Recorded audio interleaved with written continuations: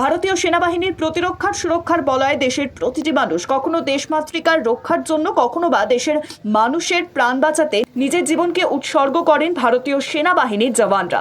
ভারতীয় প্যারা কমান্ডে কর্মরত এক সেনা জওয়ানের মৃত্যুর ঘটনায় বাড়ছে রহস্যের দানা। নদিয়ার ফুলিয়ার কফিনবন্দি অবস্থায় সেনা জওয়ানের নিথর দেহ পৌঁছলো বাড়িতে। কান্নায় ভেঙে পড়ে গোটা পরিবার। ফুলিয়ার লালমাট এলাকার বাসিন্দা অরূপ বিশ্বাস 2012 সালে ভারতীয় সেনাবাহিনীতে প্যারা কমান্ডার হিসেবে যোগদান করেন তিনি। বর্তমানে জম্মু কাশ্মীরে কর্মরত ছিলেন। সোমবার সকালে তার পরিবারকে জানানো হয় অরূপ বিশ্বাসের মৃত্যু হয়েছে। হঠাৎ এই ঘটনাটা যে ঘটে যাবে আমরা নিজেরাও ভাবতে পারিনি। আমাদের কাছেও একটা অবিস্মরণীয় ঘটনা, যে আমরা ভাবতেই পারছি না যে আজকে আমাদের দাদা নেই আমাদের মাঝে।